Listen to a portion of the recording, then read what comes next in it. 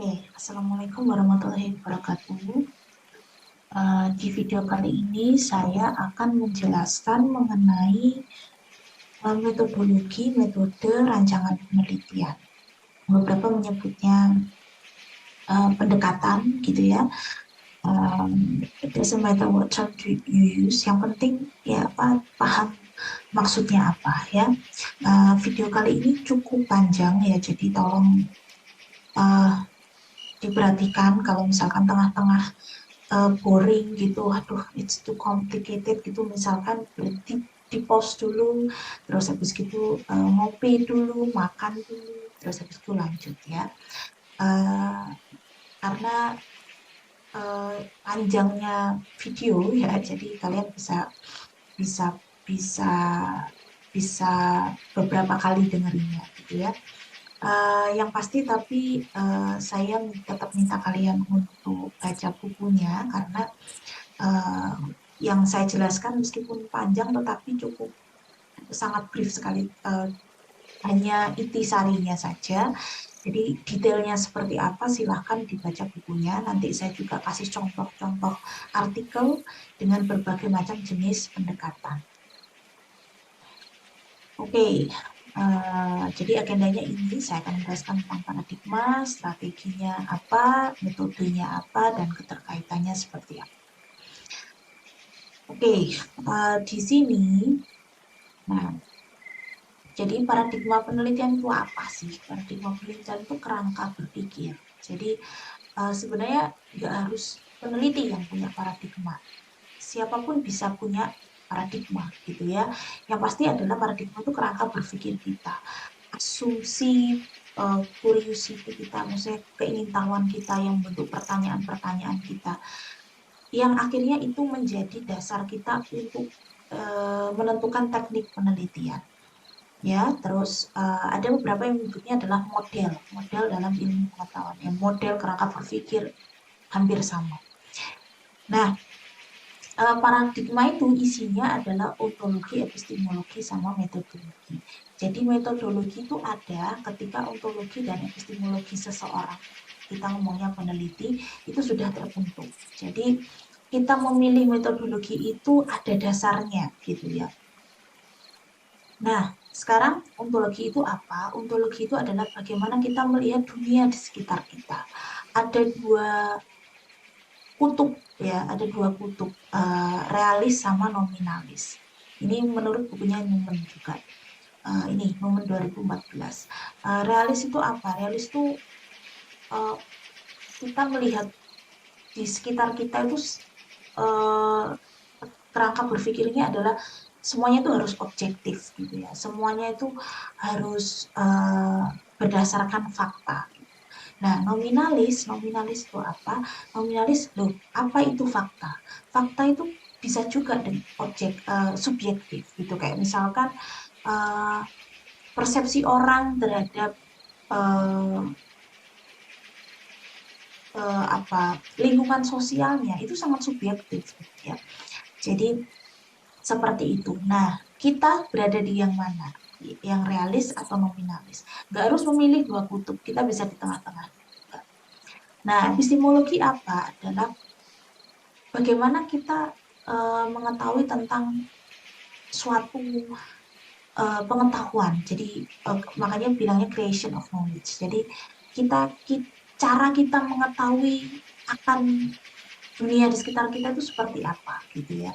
Jadi yang ontologi itu bagaimana kita melihat dunia gitu ya di sekitar kita. Yang epistemologi adalah bagaimana cara kita mengetahui tentang dunia di sekitar kita. Jadi kayak ini yang menjadi dasar sebenarnya metodologi kita. Jadi kita punya kerangka berpikir itu yang masih sangat luas ya. Terus dikecilkan lagi, kita mengetahuinya itu seperti apa. Nah, metodologi itu sudah sudah cukup spesifik gitu ya. Jadi sudah bagian dari epistemologi. Kalau Bu Ari menjelaskannya itu kayak misalkan epistemologi itu, ontologi itu kayak misalkan orang sakit itu kalau realis itu ya ke dokter gitu ya. Tapi kalau orang nominalis itu nggak ke dokter, dia lebih kepada self healing gitu misalkan. Nah itu contoh konkretnya seperti itu. Melihat pemaknaan sakit ya, orang sakit itu di kalau epistemologi itu secara epistemologi itu karena dia berpikirnya objektif berarti harus ke dokter. Tetapi kalau dia cara berpikirnya itu nominalis itu lebih ke self healing gitu ya. Terus habis gitu nature healing misalkan. Nah, apakah kita harus memilih di antara dua itu? Enggak, tengah-tengah juga bisa. Ya saya ke dokter, tapi second opinionnya saya juga self healing gitu misalkan. It doesn't matter. Yang penting kita tahu eh, apa bagaimana kita melihat dunia. Nah, epistemologi itu yang proses ke dokternya itu sama proses ke self healingnya. Metodologi itu adalah eh, cara cara kalau misalkan kita ke dokter berarti kita minum obat, misalkan butuh di ronsen, nah itu metodologi. Nah, kalau yang satunya kubu yang satunya adalah self healing gitu misalkan kita meditasi gitu misalkan terus makan makanan yang sehat ya gitu contohnya seperti itu. Tapi itu kan subjektif, self healing itu kan subjektif sekali ya, jadi kayak misalkan karena ada keterkaitan antara orang dengan social environment itu sangat subjektif gitu ya, susah untuk diukur gitu ya, meskipun makanya ada pendekatan-pendekatan yang ada di tengah-tengah gitu. Eh, Psikologi contohnya, atau misalkan pendekatan klinis tapi yang menekankan pada eh, apa namanya eh, mental health gitu misalkan. Jadi dia menggabungkan antara gizi dengan mental health. Itu penelitian teman saya ada. Kalau di akuntansi misalkan kayak misalkan suatu kecurangan gitu ya, misalkan kecurangan dalam akuntansi. Kalau orang realis itu kalau orang melihat dunia ini sangat objektif, itu dia akan melihat faktor-faktornya. Faktor-faktornya itu apa, diukur, ditelusur, habis gitu faktor-faktor yang menyebabkan kecurangan itu dihilangkan, terus diaudit, nah kayak gitu. Tapi kalau orang nominalis gitu ya, orang nominalis itu melihat kecurangan itu adalah bentuk dari suatu interaksi sosial, bahwa seseorang itu uh, juga ada faktornya, tapi faktor itu tidak harus bisa terukur gitu. Nah, itu orang nominalis. Misalkan makanya ada triangle fraud itu kan ada kesempatan gitu ya. Fraud itu kan ada kesempatan, paksaan, satu lagi saya lupa apa. Nah, kesempatan itu yang dicari, dilihat dari pengalaman seseorang, bagaimana dia dibentuk, bagaimana dia di lingkungan keluarganya seperti apa sampai dia diposisikan untuk berbuat curang atau tidak. Itu nominalis.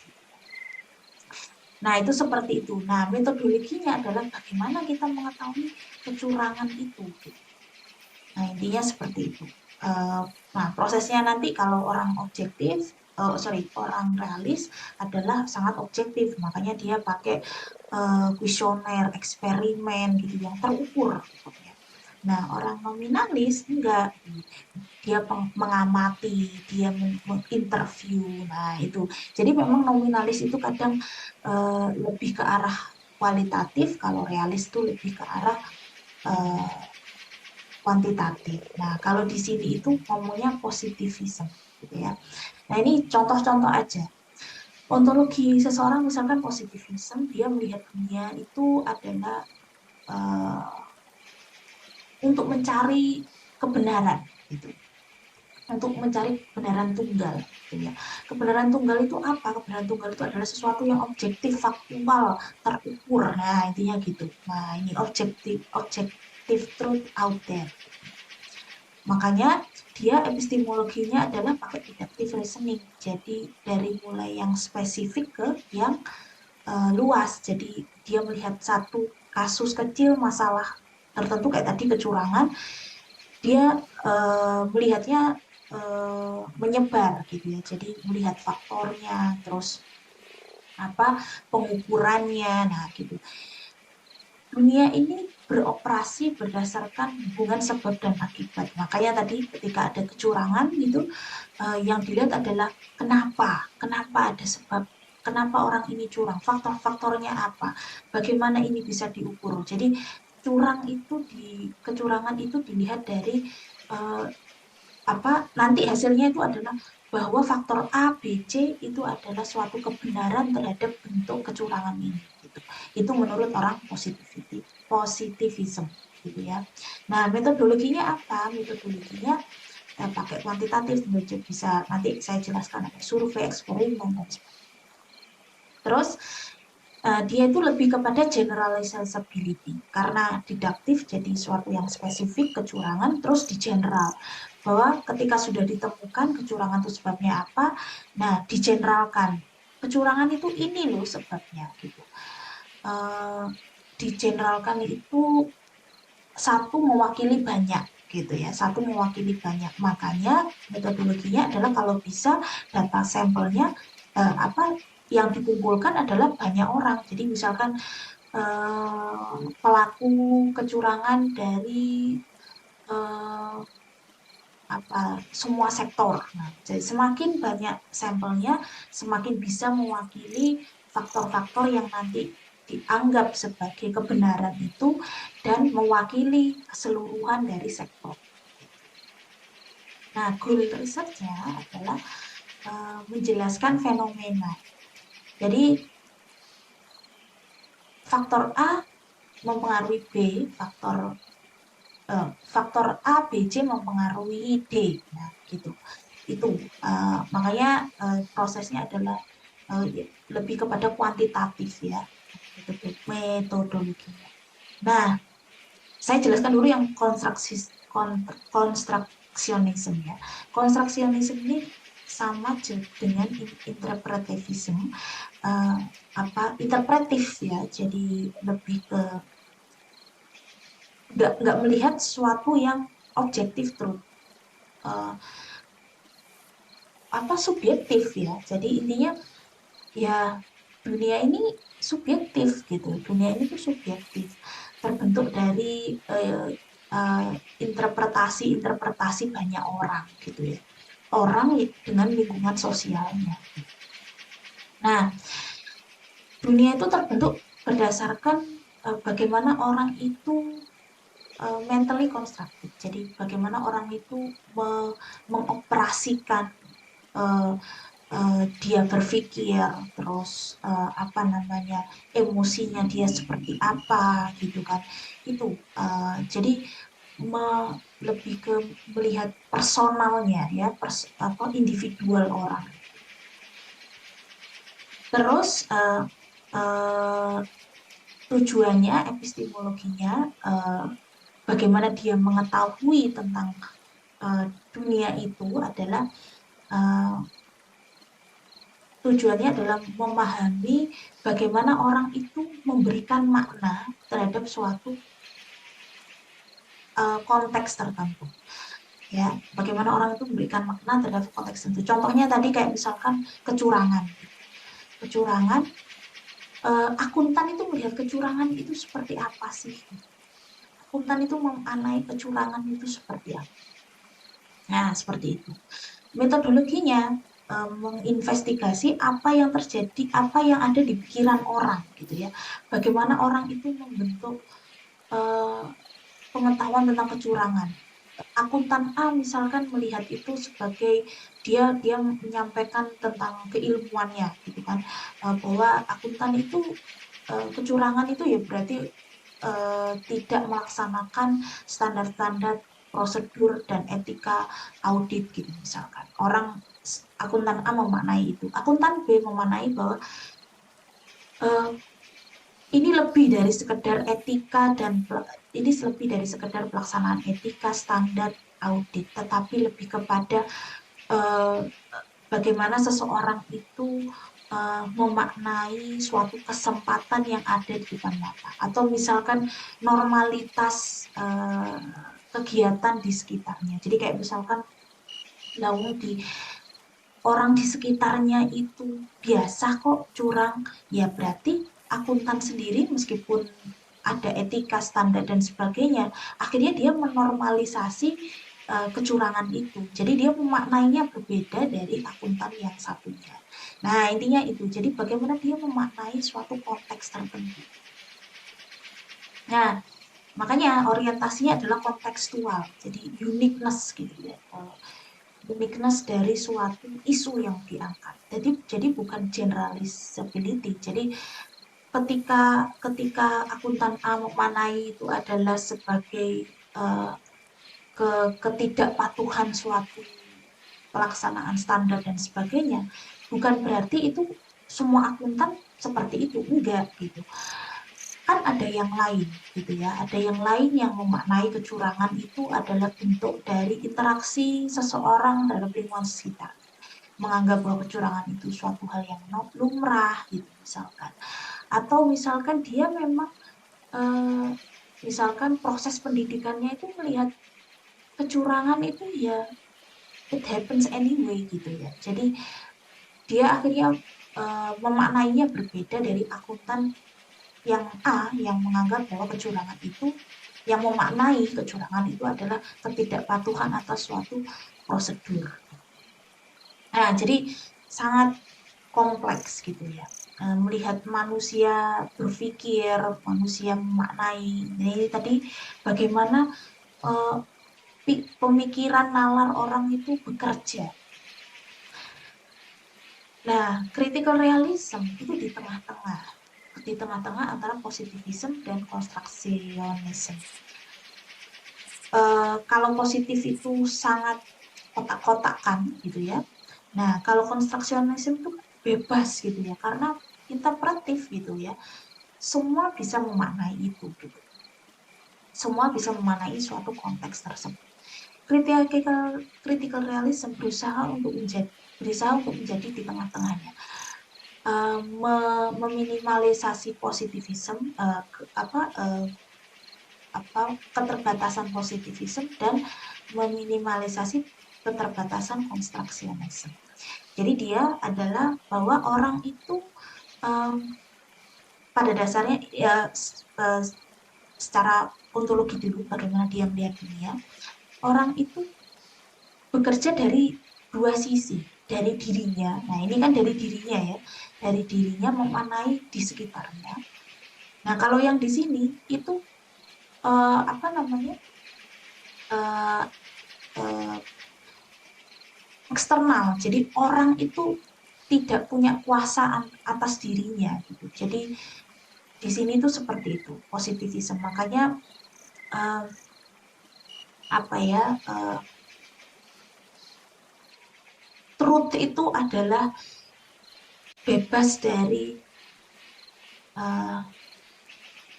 apa? Manusia yang manusia, intinya gitu lah. Jadi memisahkan manusia dengan orang-orang di sekitarnya. Jadi hal yang makanya didaktif gitu ya, karena dia melihat satu konteks terus disebar gitu. Kalau induktif kan apa namanya, yang luas menjadi spesifik konteks gitu. Nah, dia critical realism ini epistemologinya itu menuju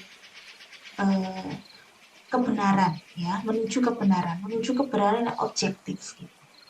Tapi dia juga melihat bahwa sebenarnya kebenaran yang objektif itu nggak ada. Kebenaran objektif itu nggak ada karena manusia itu yaitu tadi muncul karena manusia itu ada, beroperasi itu berinteraksi dengan banyak hal gitu ya, berinteraksi dengan banyak. Kalau critical realism itu metodologinya ada triangulasi. Makanya yang kalian mungkin sering baca triangulasi, nah itu critical realism ontologinya ya. Intinya seperti itu. Jadi kalau constructionism itu atau interpretif itu subjektif gitu ya, relatif gitu ya intinya. dia lebih ke arah nominalis, tetapi kalau positivism lebih ke arah realis. Jadi suatu kebenaran, ya, mencari suatu kebenaran berdasarkan fakta. Meskipun fakta yang dimaknai oleh orang positif sama konstruksionisme itu berbeda, tapi sama-sama fakta. Kalau faktanya positivism itu objektif, gitu, jadi memisahkan, nggak bisa tuh, nggak ada orang, nggak ada nilai orang itu nggak bisa. Orang itu bekerja berdasarkan hubungan sebab akibat gitu. Emosi orang itu di, dicoret, dihilangkan gitu. Karena itu nggak objektif. Gitu. Tetapi kalau konstruksionisme kebalikannya gitu. Nggak ada sesuatu yang benar-benar objektif. Semuanya itu subjektif. Nah, gitu. Nah, critical realism berusaha untuk menjadi di tengah-tengahnya. Secara epistemologi bagaimana mengetahuinya itu kalau bisa itu menuju ke arah objective truth, tetapi tidak menutup bahwa apa namanya uh, dunia ini adalah tidak sepenuhnya objektif tapi juga subjektif gitu. Dia ada di tengah-tengah. Nanti akan saya jelaskan contoh-contoh strateginya, mana yang ontologinya itu positivism, ya, mana yang ontologinya itu konstruksionisme. Dan approach yang lain ya, approach yang lain itu pragmatisme. Ini postmodern itu lebih bebas lagi karena tidak ada pelabelan, gitu ya. Um, Kalau pragmatisme itu lebih ke kalau sesuatu itu tidak menyelesaikan masalah, berarti ya dunia ini nothing gitu ya. Jadi sesuatu tuh harus dilihat dari sisi masalahnya apa gitu. Dari sisi masalahnya apa. Jadi dunia ini bekerja berdasarkan kumpulan masalah-masalah gitu. Makanya epistemologinya adalah untuk mencari bagaimana masalah itu diselesaikan gitu. Metodologinya akhirnya juga seperti itu. Eh, Teknik-tekniknya itu adalah lensa utamanya atau titiknya itu adalah suatu permasalahan. Gitu. Jadi dunia ini penuh dengan permasalahan-permasalahan bisnis gitu lah intinya pragmatisme. Jadi eh, metodologi itu ya harus menyelesaikan masalah itu. Kalau metodologi itu tidak bisa menyelesaikan masalah itu, berarti nggak penting itu gitu. Berarti metodologi itu tidak mendukung cara dia melihat dunia. Jadi intinya gitu. Jadi dunia itu dilihat dari kumpulan masalah dan bagaimana menyelesaikan masalah itu. Gitu. Itu pragmatisme. Makanya metodologinya adalah apply research. Jadi uh, apa namanya, kalau sebelumnya saya jelaskan tentang pure research sama apply research gitu ya. Jadi ini lebih ke cara berpikirnya orang konsultan gitu ya, cara berpikirnya konsultan gitu. Itu konsultan tuh pakai ontologi ini pragmatisme gitu ya. Jadi ada masalah, klien menyajikan masalah, kita metodologi kita dan bagaimana kita mencari suatu pengetahuan itu fokusnya adalah di masalah tersebut gitu. Nah ini bisa pakai multiple method gitu ya, bisa pakai mix method gitu. Nah kalau postmodern ini uh, tidak ada uh, apa ini no single truth, jadi semua itu boleh intinya gitu, semua itu boleh uh, apa namanya, karena orang itu perspektifnya banyak dan itu tidak bisa dibatasi, bebas intinya postmodern ya. Nggak ada label, nggak ada apapun, subjektif intinya semuanya subjektif, tapi yang benar-benar nggak ada kotak-kotaknya. Intinya adalah apa namanya, eh, perbedaan itu diselebrasi gitu ya, perbedaan itu diselebrasi gitu, intinya seperti itu. Nah Misalkan kalau contohnya kalau yang postmodern, kalau melihat kecurangan tadi itu, uh, nah kalau yang ini kecurangan dilihat dari orang pragmatisme atau misalkan orang auditor gitu kan ya, dia metodenya sorry, fokusnya adalah bagaimana menyelesaikan masalah itu. Kalau postmodern nggak ada orang auditor, nggak mungkin punya postmodern, nggak mungkin punya ontologi postmodern gitu. Itu biasanya orang-orang sosial yang benar-benar art gitu ya, yang art gitu, lebih ke art sih. Jadi semua bentuk seni itu bagus. Nah, beberapa itu ada, saya pernah diskusi tentang apakah memang akuntansi itu seni gitu.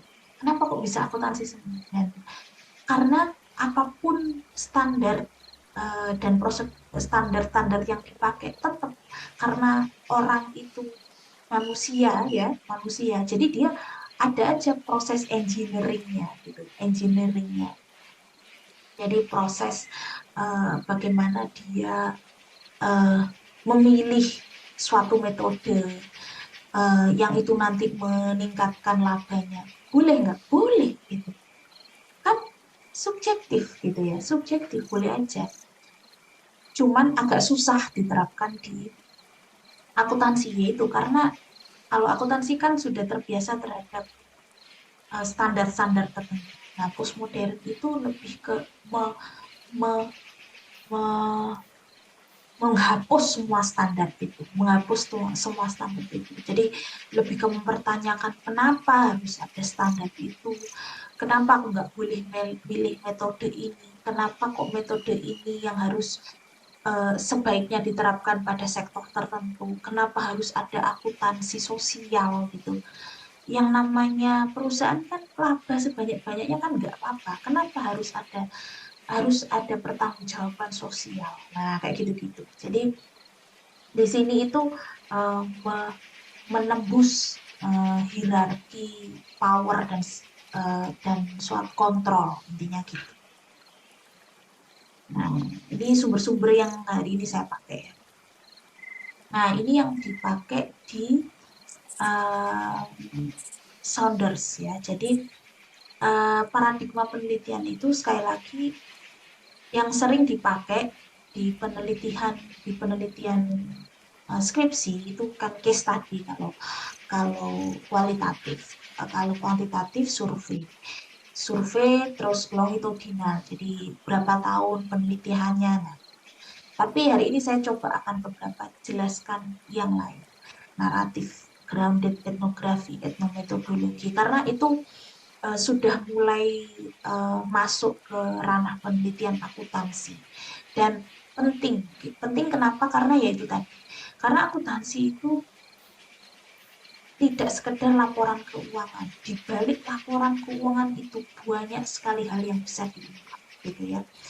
Laporan keuangan itu hanya dokumen. Laporan keuangan itu hanya apa namanya, suatu hasil akhir, gitu. Di dalamnya itu banyak sekali yang bisa diungkap. Bagaimana bisa dilihat dari bagaimana orang menyajikan laba, prosesnya itu seperti apa, eh, kontrol, apakah ada kontrol dan power antara si penyusun laporan keuangan dengan orang-orang di sekitarnya, apakah ada tuntutan dari investor, macam-macam.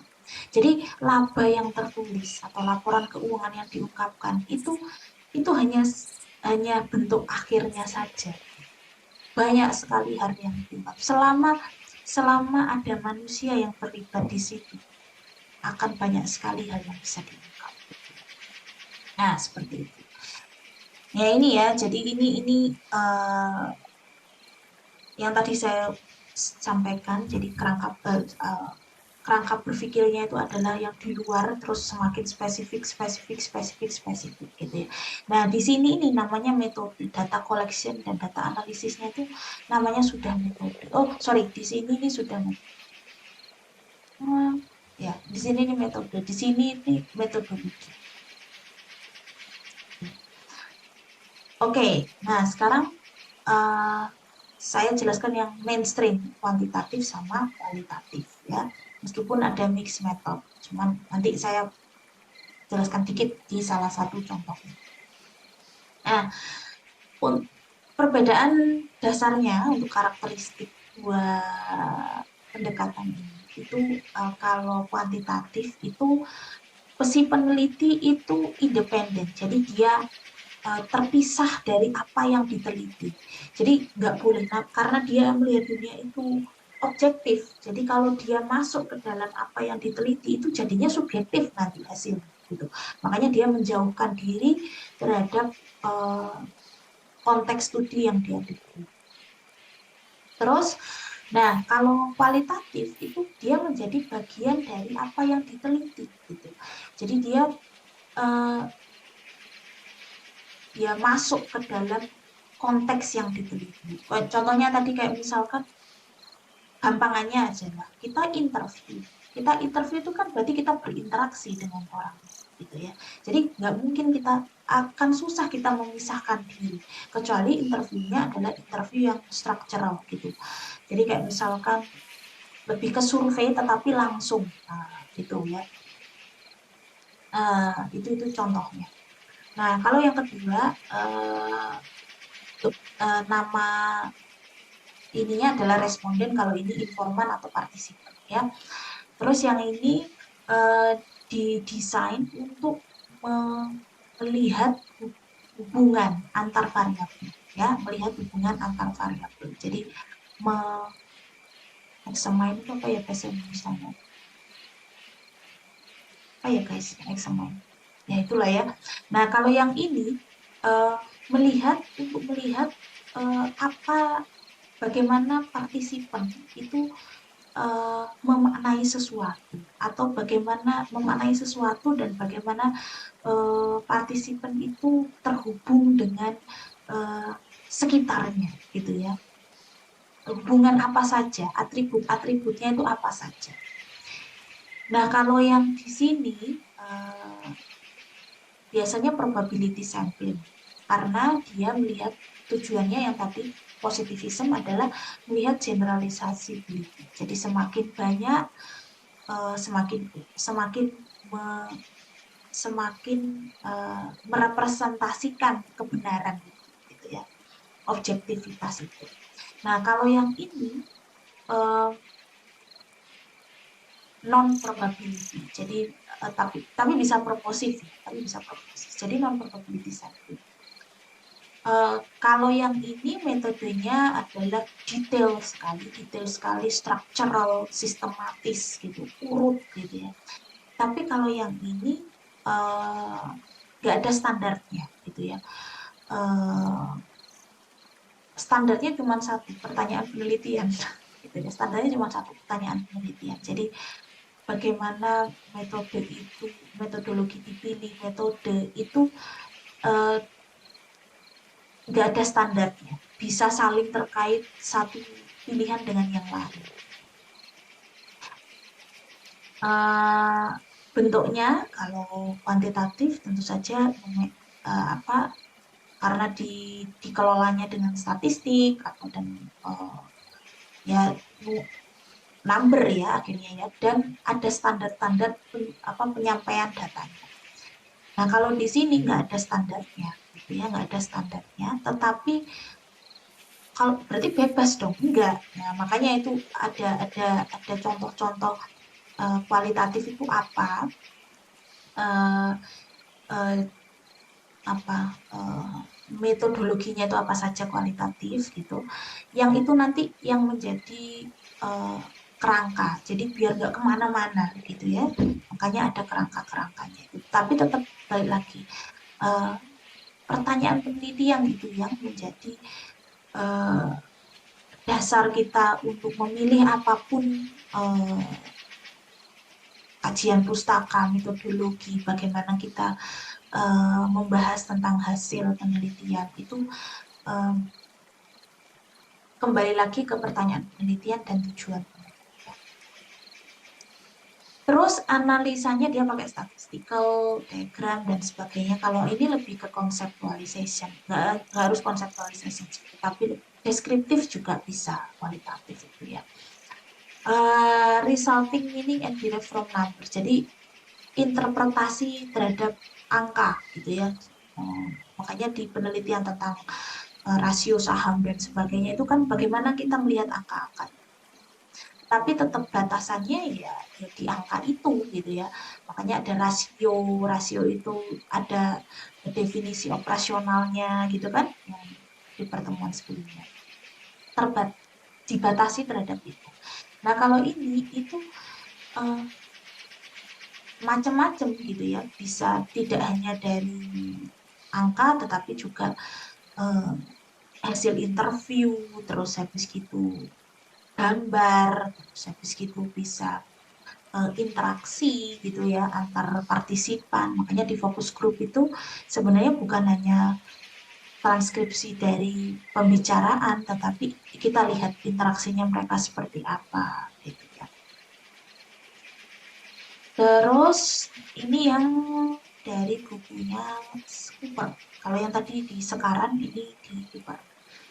Nah, fokus risetnya itu kalau kualitatif memahami dan menginterpretasikan. Kalau kuantitatif itu lebih ke mendeskripsikan, menjelaskan, dan memprediksi gitu ya.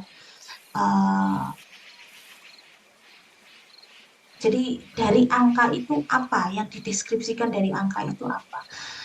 Kalau penelitian di financial accounting itu biasanya untuk apa forecasting gitu ya. Jadi kayak misalkan uh, laba sekian dengan penelitian longitudinal 5 tahun gitu misalkan, apakah bisa memprediksi apa namanya fair value gitu misalkan, atau uh, sebagai dasar untuk menyusun anggaran gitu misalkan. Nah itu predik gitu kan ya. Terus nah ini researcher involvement-nya yang tadi uh, apa keterlibatan peneliti di dalam apa yang diteliti itu tinggi gitu ya.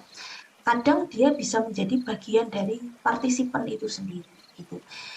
Nah kalau di sini limited, malah kalau bisa nggak boleh gitu ya, karena tujuannya karena kerangka berpikirnya ontologinya adalah uh, objektif, jadi harus terpisah terhadap apa yang diteliti. Kenapa kok harus terpisah? Biar nggak bias. Nah kalau di sini justru enggak. Nah, tujuan penelitiannya kalau kualitatif itu lebih ke pemahaman yang mendalam, gitu ya. Beberapa kalau nanti pendekatannya grounded theory bisa saya jelaskan itu lebih ke membentuk suatu konsep. Nah, kalau di sini kuantitatif enggak, jadi sudah ada teori, teori ini dibuktikan. Nah, balik lagi ke pertanyaan sebelumnya, gitu ya. Nah, sampel desainnya ini non probability purposive yang tadi saya bilang bisa, tapi kalau di sini lebih ke probabilitas. Tapi mungkin bisa purposive ya, purposive. Jadi tergantung, balik lagi tergantung pertanyaan penelitiannya apa gitu. Sampel size-nya kalau di sini small, sangat kecil sekali, bahkan bisa cuma 1-2 orang gitu. Nah, kalau yang di sini harus besar, idealnya besar. Makanya ada standar-standarnya minimal berapa dan sebagainya. Karena tujuannya kan untuk uh, generalizability tadi itu ya, merepresentasikan suatu kebenaran. Nah, research desainnya bisa bisa berganti kalau di kualitatif gitu ya. Jadi kayak misalkan awalnya interview, ternyata di tengah-tengah uh, kayaknya nggak cukup nih interview, tidak bisa menjawab pertanyaan penelitianku, akhirnya ditambahi dengan fokus group gitu misalkan, atau yang awalnya interviewnya cuma sekali jadi beberapa kali, jadi bisa berubah-ubah gitu ya, tergantung penilaian dari peneliti itu sendiri. Terus multiple method tuh maksudnya data koleksinya ya, data koleksinya. Jadi kayak tadi misalkan interview, uh, awalnya kayaknya cukup interview, ternyata enggak, ini harus fokus group. Awalnya interview cukup, kayaknya enggak, ini ditambahin dengan observasi misalkan. Jadi evolve gitu. Nah, kalau yang di sini itu sangat runtun gitu ya, sangat runtun gitu ya. Nah, konsistensinya tidak diharapkan, bukan tidak diharapkan, tetapi kalau nggak konsisten nggak apa-apa. Ya kayak tadi misalkan kita sudah merancang metodenya data collectionnya misalkan pakai interview, ternyata pas waktu turun di lapangan eh, si partisipannya ngasih dokumen, kan nggak mungkin kita, oh nggak usah Bu, dokumennya nggak perlu, nggak mungkin seperti itu. Pasti kita lihat, nah itu akhirnya collect data collection kita kan nambah kan gitu. Jadi yang awalnya nggak pakai dokumen, akhirnya pakai dokumen. Terus kayak misalkan kita interview um, direktur gitu misalkan. Awalnya kita pakai direktur aja, terus direktur itu ingin ngajak manajernya gitu.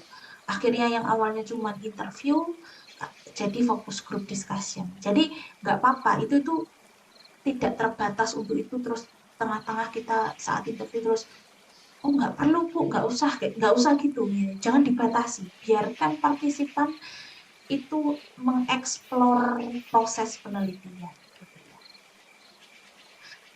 Nah, selanjutnya, nah strategi penelitian kuantitatif ini yang umum ya, ini yang umum. Eksperimen itu dianggap sebagai yang gold standard ya, maksudnya standar yang paling bagus gitu. Kenapa? Karena ada validitas internal maupun eksternalnya. Ini kenapa anak panah begini, karena nanti saya jelaskan di analisa data setelah ETS ya. Uh, Dasarnya dia berangkat dari ilmu natural, ilmu alam gitu ya. Dasarnya dari ilmu alam. Jadi misalkan melihat manusia pun itu manusia sebagai suatu bagian dari alam gitu ya. Uh, apa Makanya metodologinya itu ya itu tadi, peneliti dan responden itu harus terpisah gitu. Kita harus melihat manusia sebagai responden kita itu uh, sebagai suatu um,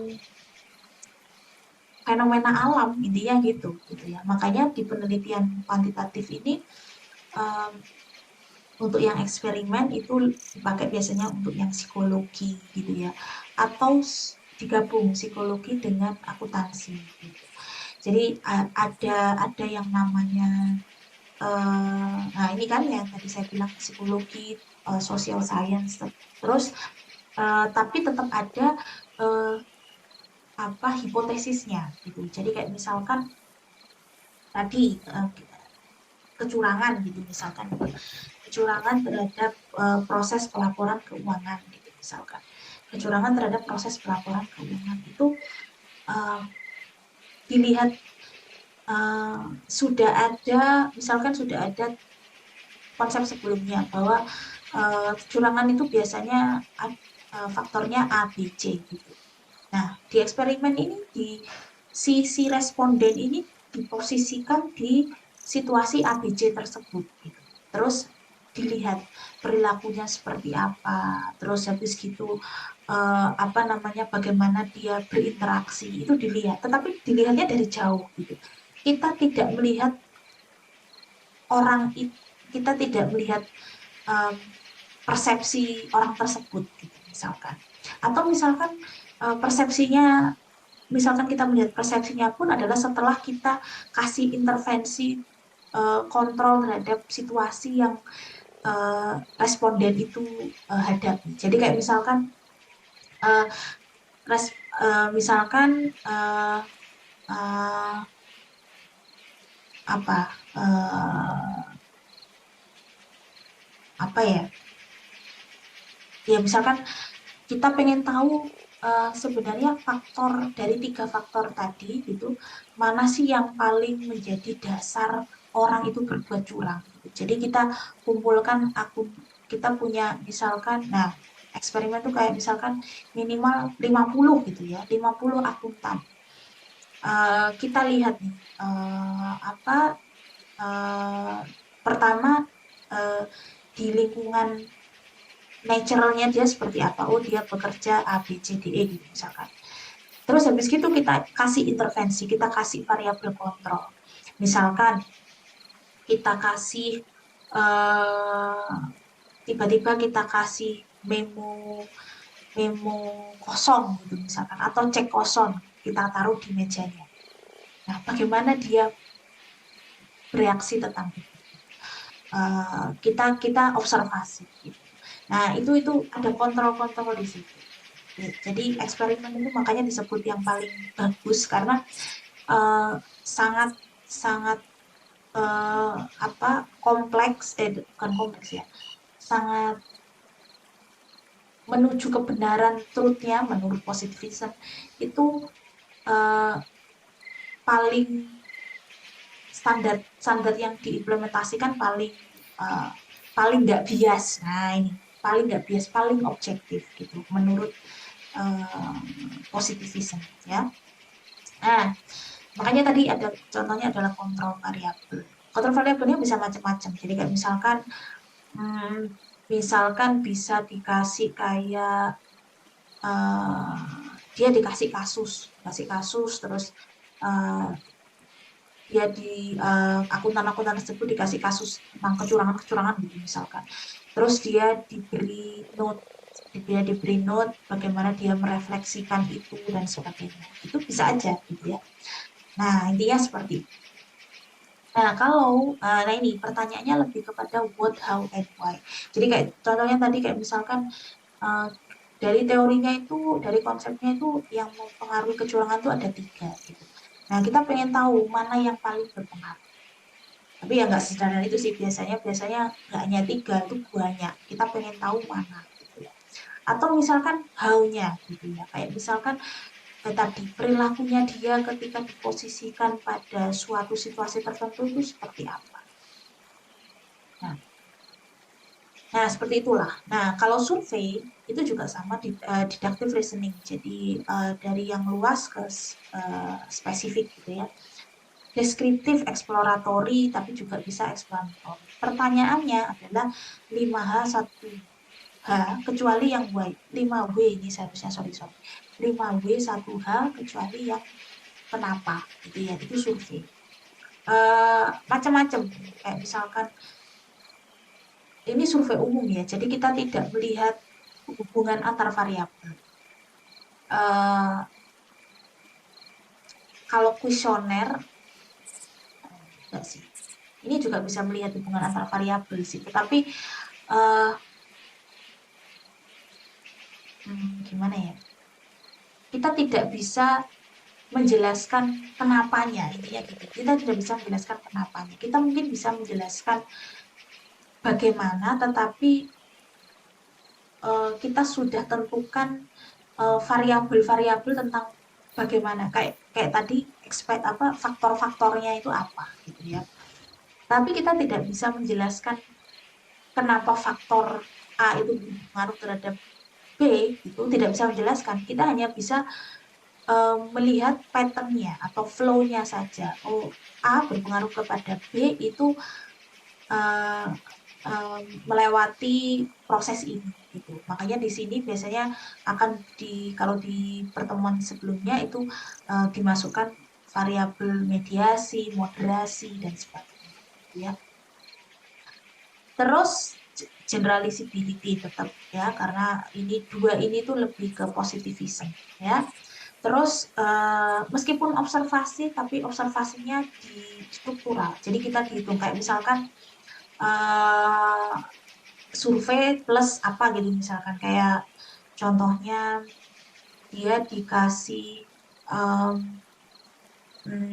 kasus gitu ya, kasus tentang kecurangan gitu, misalkan akuntan dikasih kasus tentang kecurangan. Nah, berapa kali dia melihat berapa kali dia melihat suatu berapa kali dia menangani kasus itu, dan berapa kali. Jadi kayak misalkan berapa,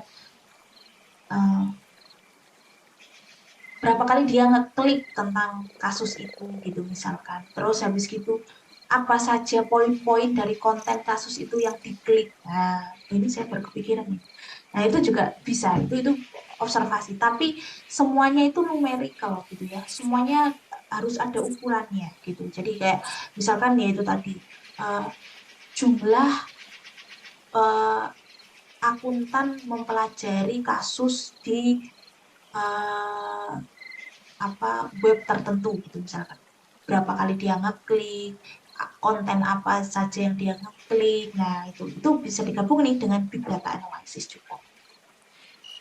Nah berbeda internal validity-nya sama external validity-nya. Kalau di sini itu agak susah dilihat internal validity-nya karena terbatas pada uh, uh, faktor eksternalnya, lebih kepada faktor eksternalnya.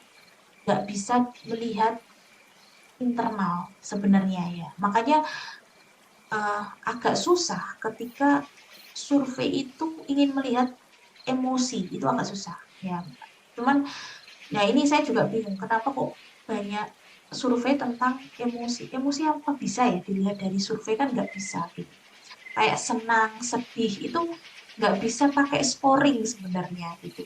Tetapi kayak misalkan uh, seberapa penting, terus habis gitu uh, sikap dia kayak misalkan ini A lebih penting daripada B. Nah, itu kan ada pembandingnya. Itu bisa.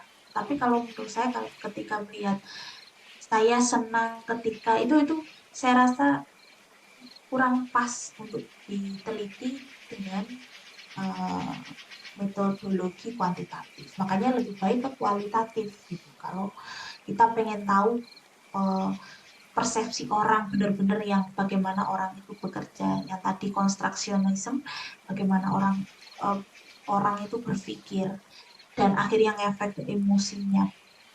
Itu lebih ke kualitatif sebenarnya. Kalau kuantitatif ini khususnya yang survei itu memang terbatas gitu ya, karena terbatas sama variabel-variabel, sama kayak eksperimen. Cuman eksperimen ini kita um, kita ada intervensi gitu ya, ada kontrol di situ. Maksudnya uh, kita bisa memposisikan responden pada suatu situasi tertentu lah. Gitu ya. Tapi kalau survei kan nggak ada variabel kontrolnya. Hanya ada variabel mediasi dan uh, moderasi, ya kan? Oke, nah kalau arsip dengan dokumen, nah ini juga, jadi yang misalkan penelitian tentang saham, laporan keuangan dan sebagainya. Nah, ini tuh sebenarnya penelitian dengan arsip dan dokumen itu bisa kuantitatif maupun kualitatif. Jadi kayak misalkan kalau karena dokumen berarti kan secondary data ya, data sekunder. Bentuk dokumen, uh, tipe dokumennya seperti apa, atributnya seperti apa, itu bisa diteliti secara kuantitatif maupun kualitatif. Nah, terus bagaimana cara menentukannya? Balik lagi, pertanyaan penelitiannya apa gitu ya? Pertanyaan penelitiannya itu apa?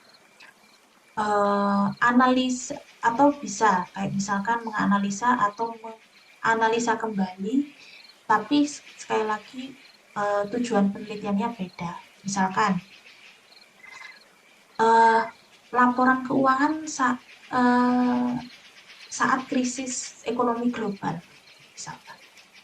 Terus di 2008 dibandingkan dengan laporan keuangan saat krisis global di 2000 berapa? 2018 ya kalau nggak salah. Sorry, 2002 dan 2012 itu kan ada krisis global, massive krisis global. Nah itu seperti apa? Jadi di penelitian yang tentang laporan keuangan analisis global yang di 2002 dibandingkan dengan dianalisa kembali tetapi pakai situasi dan faktor-faktor yang menjadi eh, apa penyebab faktor krisis global yang ada pada tahun 2012 gitu misalkan. Nah itu faktornya masih sama nggak? Kita menganalisa ulang. Jadi kita pakai secondary data. Nah, pakai rasio-rasio dan sebagainya gitu misalkan. Atau pakai model baru yang baru dikembangkan, saya nggak ngerti gitu. tergantung kalian pengen lihatnya dari mana. Nah, ini sebenarnya bisa dianalisa secara kuantitatif maupun dianalisa secara kualitatif gitu. Uh, Dianalisa secara kualitatif itu tidak pakai rasio, tidak dilihat bagaimana perhitungannya, tetapi misalkan dibandingkan dengan dokumen-dokumen lain atau dibandingkan dengan uh, bukan dibandingkan, ditambah dengan interview si penyusun laporan keuangan tersebut. Jadi misalkan laporan keuangan penyusun laporan keuangan di krisis global di tahun 2012 gitu misalkan. Terus si penyusun laporan keuangan ini diinterview di saat 2015 gitu misalkan. Tapi dia yang menyusun di 2012. Bagaimana laporan keuangan ini dilihat dari persepsi akuntan yang situasinya sudah tidak krisis global, itu bagaimana? Jadi dia melihatnya itu seperti apa? Itu arsip yang diteliti secara kualitatif. Contohnya saja, banyak contohnya. Nanti saya jelaskan. Terus, nah ini pendekatan kualitatif ini cukup banyak ya. Tapi yang sering dipakai itu kenapa case study melulu? Padahal sebenarnya case study itu lebih ke positifis ya, lebih ke kuantitatif tapi kualitatifnya melengkapi sebenarnya gitu. Atau sebaliknya, sebenarnya kualitatif tapi karena nggak yakin terhadap kualitatifnya akhirnya ditambahin dengan data uh, kuantitatif gitu. Nah nanti saya jelaskan ini seperti apa. Tapi ini sekali lagi general description aja, hanya ringkas saja ya. Di prepare. Nah untuk di sini kayaknya kalian bisa istirahat dulu, ngopi-ngopi dulu karena ini banyak sekali yang akan saya jelaskan dan mirip-mirip ya, nggak semuanya mirip sih, ada beberapa yang mirip. Jadi siapkan kopi, siapkan kue, makan nasi goreng dulu boleh silakan, atau berhenti dulu, nongkrong dulu, lihat pemandangan di sekitar rumah silakan. Oke, saya mulai dari yang paling umum, case study. Saya paling umum, case study yang dipakai. Case itu apa? Kasus itu apa sih? Bisa individual, bisa grup, bisa organisasi, bisa kejadian, bisa situasi gitu ya. Yang pasti case study itu problem driven banget gitu ya. Jadi ada masalah terus kita mendalami dalam tentang masalah itu apa gitu ya. Yang tujuannya itu diarahkan kepada perbaikan. Jadi case study itu kalau ontologinya tadi itu pragmatisme sebenarnya gitu ya. Pragmatisme atau bisa juga critical realism. Tapi tergantung cara berpikir orangnya. Kalau critical realism dia lebih ingin melihat apakah ada power dan sebagainya kayak gitu-gitu, hierarki dan sebagainya. Tapi kalau pragmatisme adalah dia tidak peduli ada power atau enggak, yang penting masalahnya selesai. Nah, itu ontologi, cara berpikirnya ya. Jadi balik lagi, semuanya itu kembali ke kerangka berpikir kita sebagai manusia dan sebagai peneliti. Terus berikutnya, dilihat di eksamen itu apa ya, dari tadi belum bisa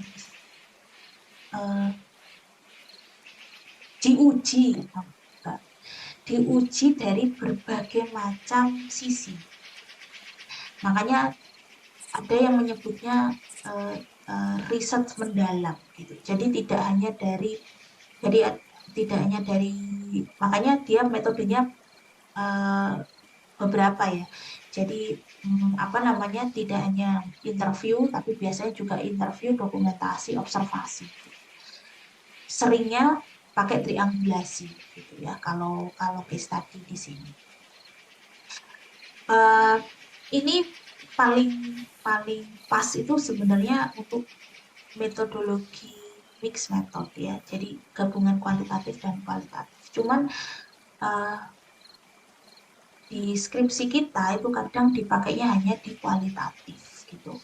Padahal sebenarnya paling cocok itu di kuantitatif. Mix method ya, mixed method.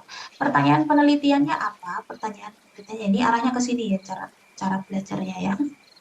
Pertanyaan penelitian itu biasanya lebih ke how, why, sama who. Who-nya jarang, tetapi seringnya itu how sama why.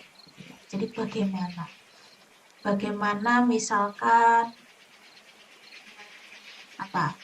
Kita ambil case grupnya kayak misalkan apa namanya? Pemerintah daerah gitu misalkan. Organisasinya, case-nya kita ambil sisi pemerintah daerah. Bagaimana pemerintah mengimplementasikan ini apa namanya peraturan terbaru, kebijakan terbaru atau sistem informasi terbaru. Itu kita lihat dalam banget gitu.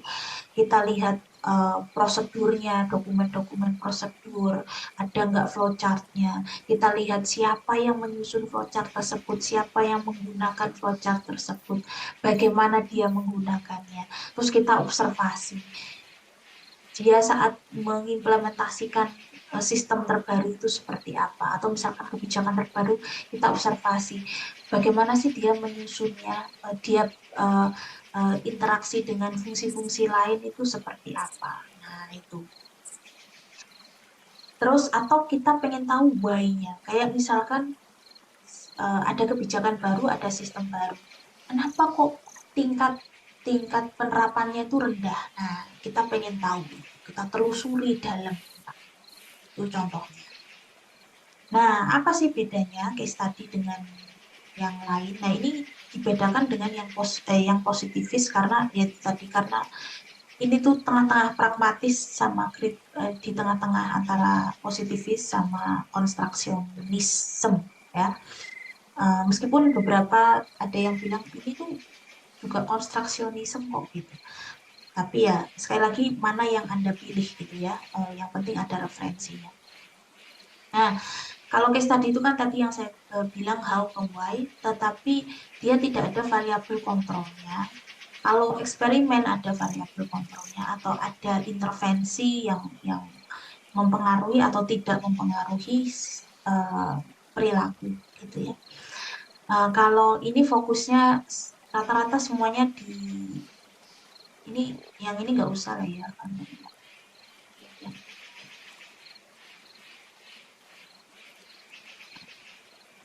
Usah. Kalau mau boleh silahkan ya. Jadi cuman kan kayaknya agak susah ya dapat data histori gitu. Misalkan kalian ingin tahu sejatinya PSAK itu tersusunnya gimana sih, kalian telusuri um, mulai pertama kali diterapkan oleh saat Belanda itu ada di Indonesia, mulai dari pembukuan sampai standar itu muncul, siapa yang menerapkan standar pada waktu itu, apakah memang orang-orang Belanda, apakah dia mengimplementasikan dari sekitarnya, dari Inggris gitu misalkan, atau dari standar-standar yang ada di Amerika, di Inggris diterapkan oleh Belanda itu sendiri, terus akhirnya diserap dan diimplementasikan oleh para penyusun standar di Indonesia. Misalkan Anda ingin meneliti itu, ya boleh saja. Cuman kalau Anda bisa punya akses ke sana silakan. Cuman ini saya mencoba untuk realistis saja ya. Yang ini tidak perlu. Tapi kalau sekali lagi saya tidak membatasi ya. Kalau misalkan kalian pengen meneliti tentang itu, silahkan saja. Terus how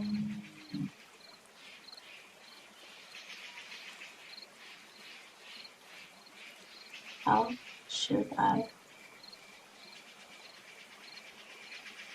Oke.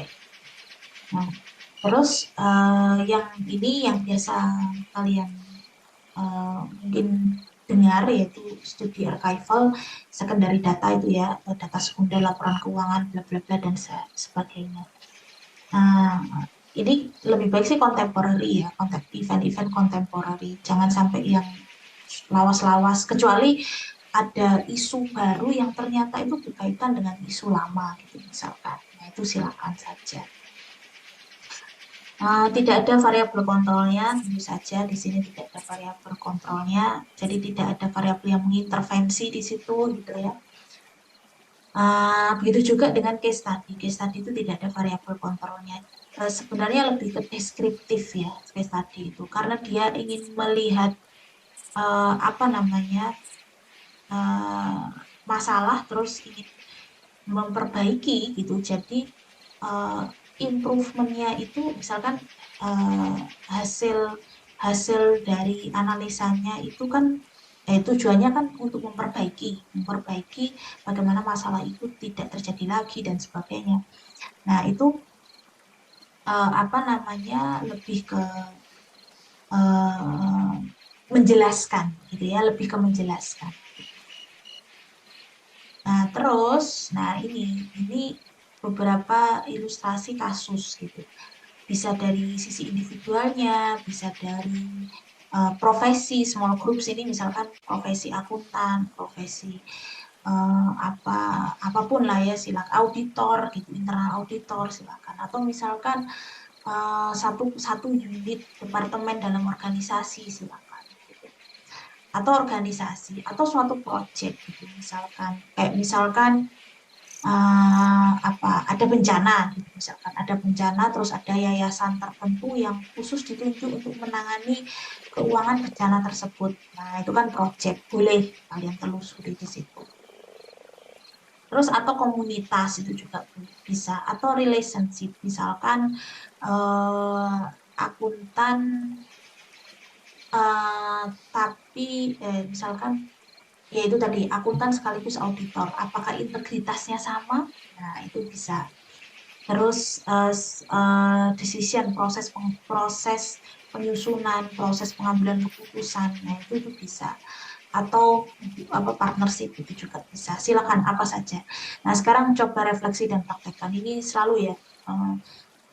Refleksi itu apa sih? Refleksinya itu apa? Kayak misalkan kalian ya itu tadi kalian melihat suatu fenomena itu kalian melihatnya itu seperti apa? Gitu. Balik lagi di pertemuan awal dan pertemuan sebelumnya. Kalian melihatnya itu seperti apa? Itu melatih bagaimana kita membentuk kerangka berpikir atau ontologi yang tadi. Biar kita nggak bingung nanti milih apa namanya uh,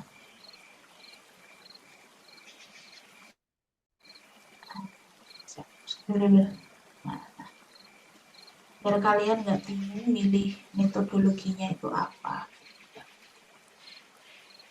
Oke, uh, berikutnya ini sebenarnya nggaknya di studi kasus, tapi di semua kualitatif ya. Intinya pertanyaan apa yang ingin Anda teliti, yang Anda ingin jelajahi sebagai peneliti akuntansi, dan asumsi apa, tapi asumsi ini terbentuk berdasarkan kajian pustaka dan sebagainya ya, tentang sifat dan status pengetahuan akuntansi atau keahlian profesi tertentu. Balik lagi di sini. Ini di sebelumnya, di materi sebelumnya ya. Masalah dan isu terus itu menjadi apa yang menjadi pertanyaan kalian, terus akhirnya terbentuk menjadi pertanyaan penelitian. Terbentuk menjadi pertanyaan penelitian itu setelah kalian mengkaji literatur gitu ya. Terus setelah kalian kaji literatur terbentuklah asumsi yang akhirnya membentuk kalian melihat isu dan fenomena itu seperti apa. Akhirnya kalian menentukan pertanyaan penelitian yang ingin kalian jawab itu apa. Jadi ini tuh muter, nggak ada mana yang duluan gitu ya. Tapi biasanya sih masalah dan isu. Jadi biar biar kita biar kita pendekatannya kan induktif ya. Sorry, nggak harus induktif sih. Intinya biar kita gampang melihatnya gitu. Kita mulai dari masalah dan isu fenomena dulu, terus kalian melihatnya itu seperti apa. Nah, ini etnografi. Etnografi itu pada dasarnya mempelajari budaya atau dunia sosial suatu kelompok ya, itu kelompok atau komunitas gitu. Secara harfiah itu adalah catatan tertulis tentang orang atau kelompok etnis tertentu. Itu awalnya. Pada dasarnya ini tuh penelitian di antropologi. Cuman sekarang di 2 dekade terakhir, 20 tahun terakhir itu sudah masuk di akuntansi. Itu. Dalam metode ini peneliti tinggal di antara orang-orang. Nah, ini involvement-nya tinggi sekali. Jadi kalian ini jelas observasi ya, metodenya itu jelas observasi. Kalian masuk uh, dalam komunitas atau kelompok orang yang kalian teliti. Misalkan kalian ingin meneliti budaya organisasinya perusahaan startup, gitu misalkan. Kalian masuk di dalamnya, kalian menjadi bagian di dalamnya, kalian ikut meetingnya gitu ya, terus kalian uh, terlibat dalam diskusi, meskipun kalian tidak memberi kontribusi, tapi kalian misalkan ketika kalian ditanya, kalian menjawab gitu. Tapi intinya seperti itu. Nanti kalian hidup di antara mereka. Nah, ini nggak bisa jangka pendek gitu ya. Minimal itu kita hidup dengan mereka itu setidaknya 1 bulan. Nah, itu bisa dipakai kalau kalian ingin meneliti di perusahaan tempat kalian bekerja. Nah, ini namanya autoetnografi. Jadi kalian sudah menjadi bagian dari itu kan, menjadi bagian dari grup itu bisa banget pakai autoetnografi. Jadi nggak hanya 1 bulan, malah kan kalian bisa merefleksikan apa yang jadi pengalaman kalian sebelumnya gitu misalkan. Nggak bisa deh, sorry. Itu nanti di metode yang lain. Ini tuh harus ada harus ada bukan harus ada. Meskipun kita terlibat dalam komunitas tersebut, tetapi uh, apa kita tidak bisa berkontribusi menyampaikan pengalaman kita, nggak bisa. Gitu. Nanti akan berbeda itu. Jadi ini tuh lebih kepada kita sebagai bagian dari komunitas yang kita teliti, intinya gitu aja, gitu ya.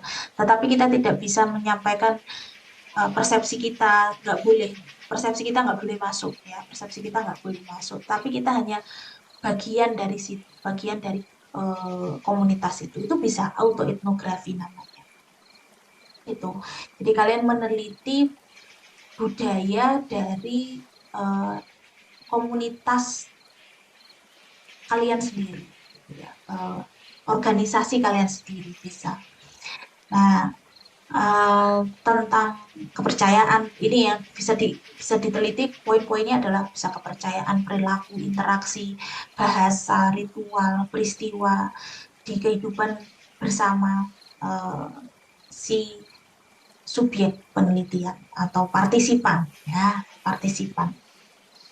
Jadi kalian melihat interaksinya, kalian melihat bahasanya, kayak misalkan kalian ingin melihat misalkan laporan keuangan itu disusunnya itu bagaimana sih, misalkan bendahara yang nyusun, bendahara mendapatkan dokumen-dokumen dari unit lain itu bahasa apa sih yang dipakai gitu, misalkan apakah verbal saja atau misalkan gabungan verbal dan dokumen gitu, misalkan proses komunikasinya itu seperti apa, kalian amati gitu ya. Terus apakah mereka menggunakan bahasa formal ataukah informal, nah itu amati. Terus kalian pengen lihat misalkan perilakunya, misalkan bagaimana unit-unit lain itu perilakunya seperti apa yang itu mempengaruhi perilaku bendahara sebagai penyusun laporan keuangan gitu, misalkan kalian pengen lihat itu laporan keuangannya misalkan difokuskan ke misalkan produksi. Kenapa kalian pengen melihat produksi? Karena ini yang paling kompleks dan sebagainya. Kalian ingin melihat bagaimana budaya organisasi itu menjadi atribut interaksi seorang bendahara sebagai penyusun laporan keuangan. Atau misalkan bagaimana biaya A itu terbentuk didasarkan asumsi partisipan terhadap budaya organisasi gitu misalkan itu macam nanti saya kasih contoh. Nah, mempelajari orang-orang dalam kelompok. Jadi jelas ya, jadi tidak bisa melihat individu individu itu harus menjadi bagian dari suatu uh, organisasi gitu. Dan individu harus dilihat dari bagian dari organisasi itu sendiri. Atau kelompok kerja, misalkan yaitu tadi, misalkan departemen keuangan gitu, misalkan kalian ingin melihat bagaimana perilaku di dalam departemen saat berinteraksi dengan departemen lain. Nah, itu kalian ingin melihat seperti itu. Nah, ini ada jenis-jenisnya. Ada realis etnografi, interpretif etnografi, critical, sama auto etnografi. Ini bukan bermaksud untuk membatasi, tetapi memudahkan kita biar nggak kemana-mana tadi ya.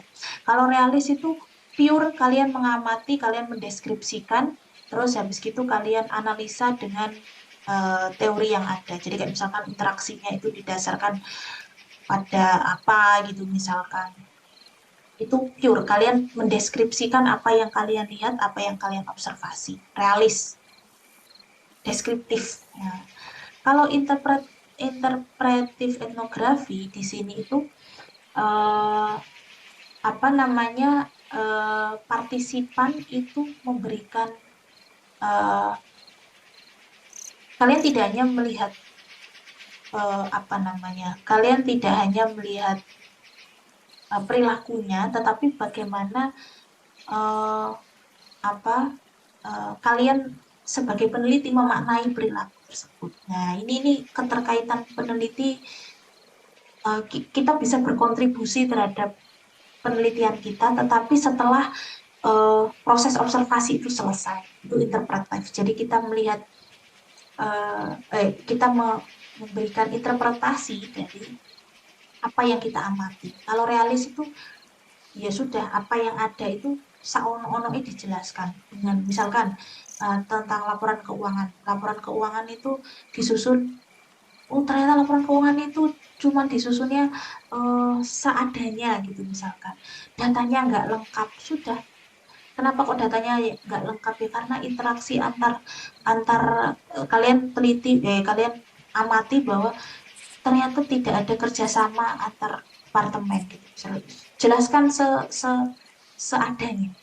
Kalau interpretif etnografi, kalian memberikan interpretasi kalian. Jadi kayak misalkan apa namanya, uh, oh kenapa kok tidak ada kerjasama di situ? Kalian amati, kalian kaitkan dengan teori tertentu, kayak misalkan uh, apa misalkan manajemen laba gitu misalkan.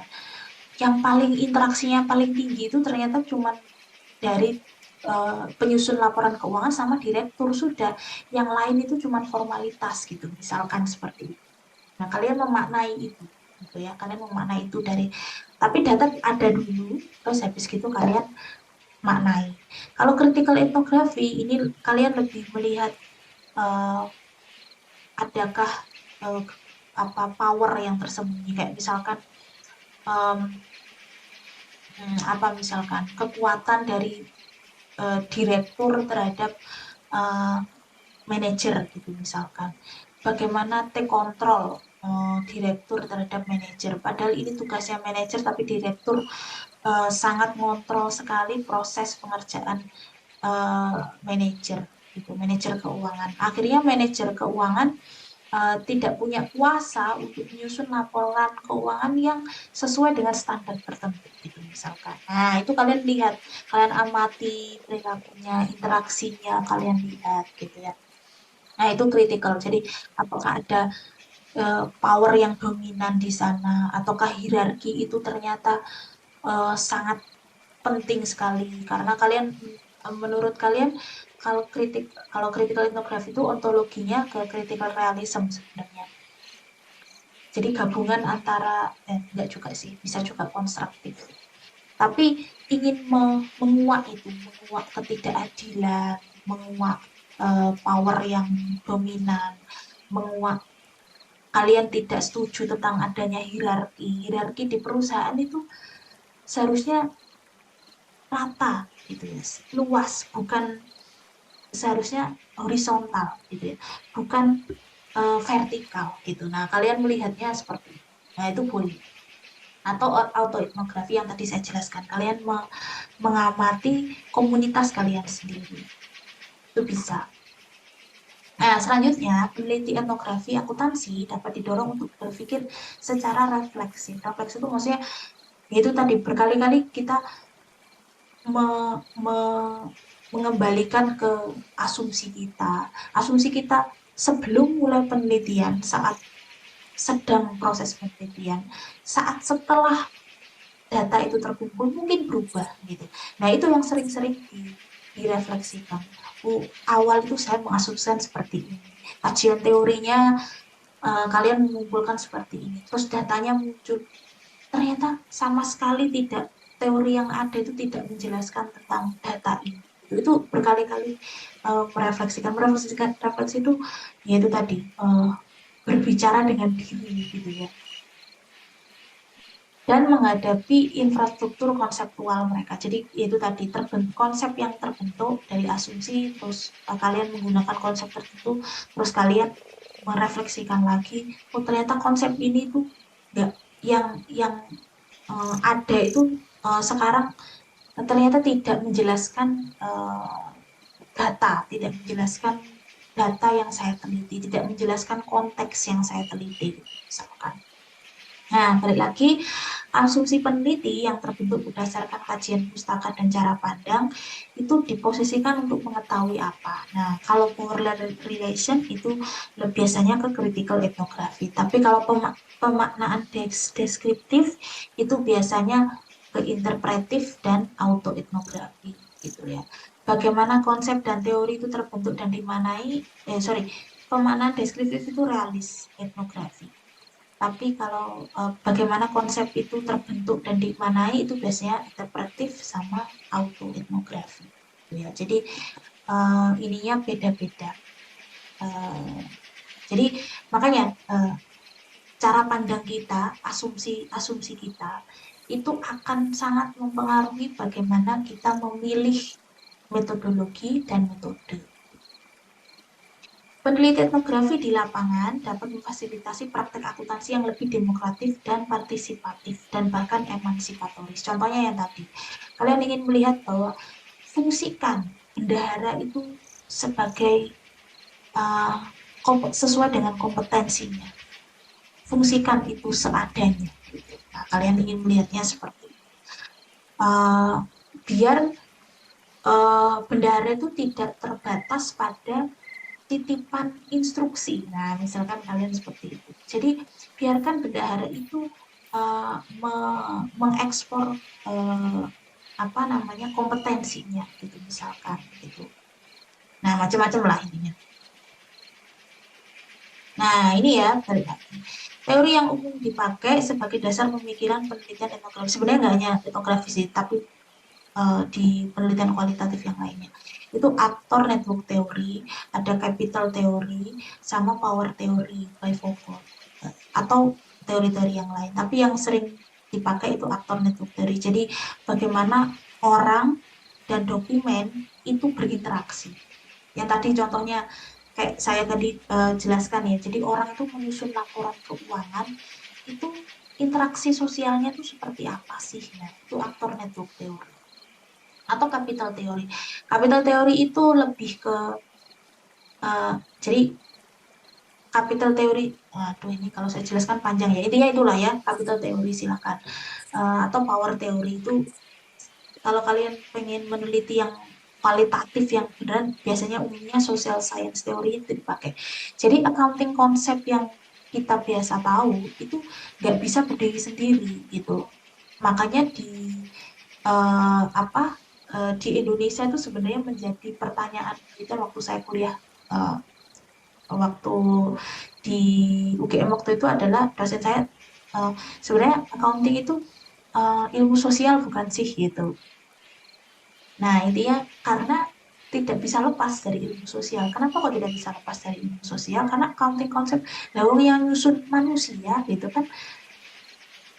Kalau yang nyusun manusia pasti kita tidak bisa memisahkan manusia sebagai manusia itu sendiri gitu, dengan berbagai macam hal yang membentuk manusia itu adalah akuntan, manusia itu adalah auditor, manusia itu adalah jadi auditor, akuntan, internal auditor, bendahara, manajer keuangan, direktur itu sebenarnya bukan semata-mata profesi gitu. Intinya gitulah.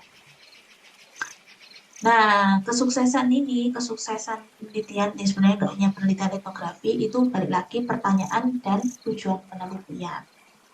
Nah, contoh-contoh penelitian yang diamati penelitian etnografi itu apa? Misalkan, perilaku anggaran para penyusun atau aktor pada institusi publik untuk mengetahui konsekuensi politik atas pengurangan atau penambahan jumlah anggaran. Misalkan, jadi misalkan ada kebijakan baru, ternyata kebijakan daerah area tertentu itu dikurangi 20% gitu. Nah, efeknya ke perilaku si penyusun itu seperti apa? Apakah ada konsekuensi politiknya? Bagaimana dia berinteraksi dengan atasan? Bagaimana dia berinteraksi dengan bawahan, kolega yang departemennya berbeda dalam mengengineering tanda petik anggaran yang telah dipotong 20% tersebut misalkan. Terus dari organisasi dan yang budaya organisasinya digerakkan oleh layanan dan berbasis teknik terus menjadi organisasi yang digerakkan oleh keuangan. Contohnya kayak misalkan GE, kalian tahu ya, General Electric gitu ya. Itu kan karena produknya dia adalah lampu yang teknis sekali, semakin besar gitu misalkan, terus akhirnya semakin besar jadi mau nggak mau yang di apa namanya yang yang ditangani itu banyak, customernya banyak, tentu saja akan berefek ke berbasis apa namanya keuangan. Jadi nggak bisa kita cuman ngasih layanan saja, tetapi juga harus diperhatikan tentang cash flow dari layanan tersebut, gitu misalkan. Jadi yang awalnya itu karena produknya teknis banget, jualannya tinggi, banyak, customernya semakin banyak, nggak bisa ini cuman kita menghasilkan produk dari produknya aja. Jadi kayak produksinya aja, kita perhatikan dari produksinya aja, kita harus perhatikan dari basis keuangannya gitu misalkan. Nah, ini etnometodologi. Nah, belakangnya metodologi kayak pusing padahal sebenarnya menarik ini kayak sebenarnya menarik. Nah, etnometodologi itu apa? Mempelajari bagaimana orang memahami kehidupan mereka sehari-hari. Jadi ini tuh menangguhkan asumsi bahwa perilaku sosial itu diatur oleh aturan. Sebenarnya menangguhkan itu enggak, orang itu bisa memaknai sekitarnya tanpa harus ya, yang bisa bebas dari aturan, intinya gitu. Terus tatanan sosial itu belum tentu produk dari orientasi kognitif aktor dan kepatuhan terhadap makna. Jadi tatanan sosial itu tidak terbentuk berdasarkan orang yang memenuhi suatu norma atau standar tertentu, tapi enggak, orang itu punya kemampuan untuk memaknai dan memahami kehidupan mereka sendiri, ya gitu. Nah, tatanan dan koherensi sosial yang dihasilkan oleh prosedur akuntansi itu berdasarkan pembentukan atas nalar tertentu. Jadi bukan karena bukan dilihat dari bentuk standar itu sendiri, tetapi itu adalah bentuk pemaknaan suatu aktor penyusun standar itu sendiri. Jadi intinya standar itu tidak dilihat dari standar standar yang menjadi apa namanya standar yang diterapkan di sektor A, misalkan PSAK gitu, PSAK MKM adalah standarnya diterapkan di MKM gitu misalkan. Sebenarnya nggak seperti itu. Pelaku EMKM itu sebenarnya dia bisa memaknai itu sendiri tanpa dia harus memenuhi standar-standar yang telah diterapkan. misalkan. Nah, contoh konkretnya seperti itu. Jadi menjelaskan prosedur dan nalar bagaimana bukan ini saya ini berusaha untuk pakai bahasa Indonesia ya, makanya saya translatekan seperti ini tapi jadinya agak bingung. Intinya adalah peneliti etnometodologi itu menangguhkan suatu status quo, menangguhkan apa yang dianggap umum, intinya gitu. Jadi melihat dari sisi manusia, manusia itu punya yaitu tadi bisa mempelajari kehidupan dia sehari-hari, bisa memaknai suatu praktek akuntansi tertentu tanpa harus ada standar yang membatasi itu. Nah, ini ya, ini itu metodologi ini saya gabungkan dari beberapa uh, buku ya. Jadi intinya bagaimana orang itu memaknai ya gitu kan kehidupan sehari-hari. Bagaimana mereka membuat, menggunakan dan mendop suatu konteks tertentu itu. Jadi standar itu dilihat tidak tidak hanya untuk dipatuhi dan membentuk konteks sosial, tapi dimaknai dan akhirnya bisa menjadi praktek yang mungkin lebih baik ketika itu dilihat dari individu yang memaknai standar tersebut gitu.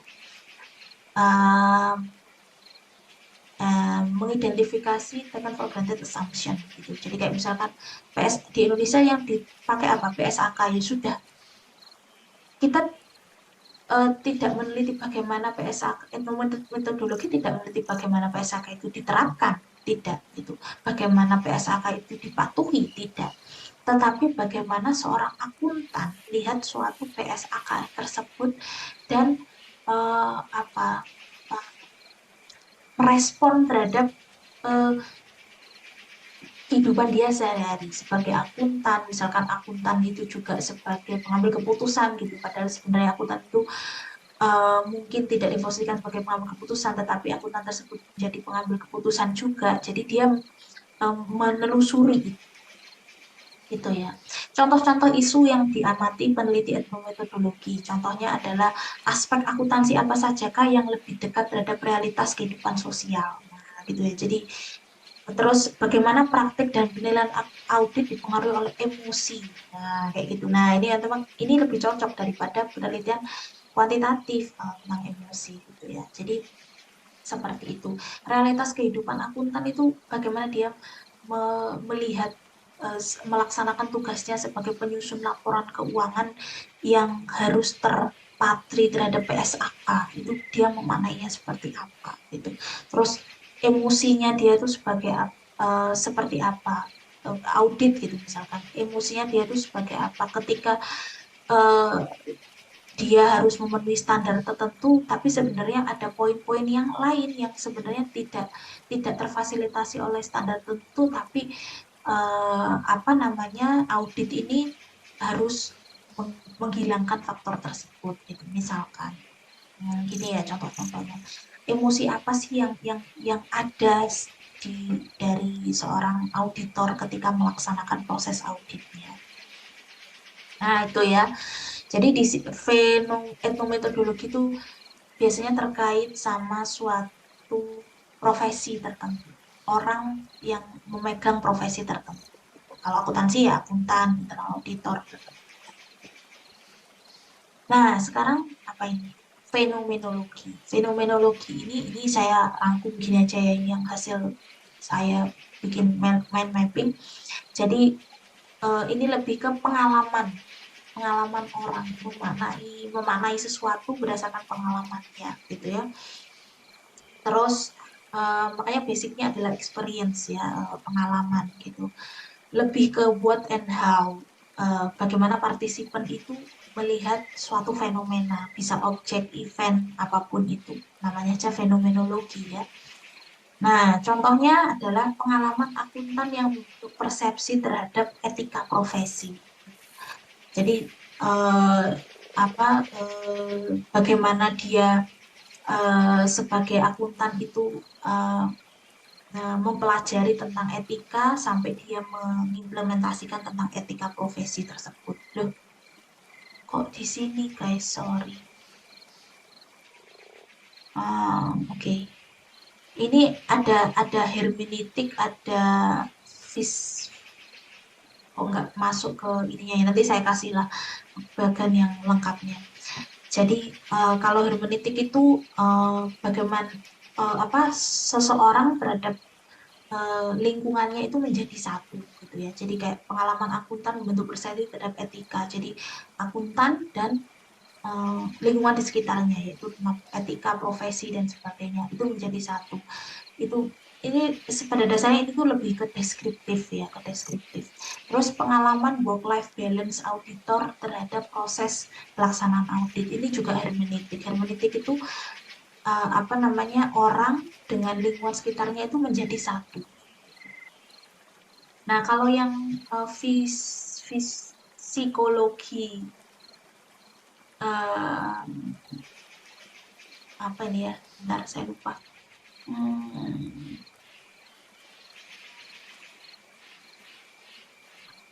untuk saya share yang ini aja dulu. Bentar.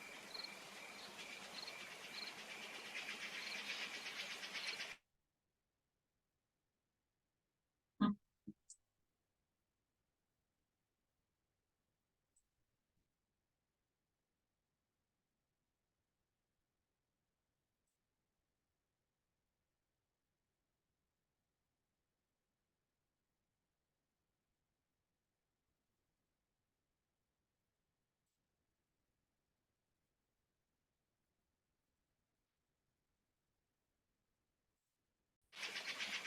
Nah, lihat yang ya sangat complicated. Nah, saya jelaskan yang khusus yang fenomenologi. Fenomenologi. Nah, ini sorry. Nah, ini nih. Ini kan kepotong tadi ya. Jadi ada hermeneutik fenomenologi, ada psychological fenomenologi.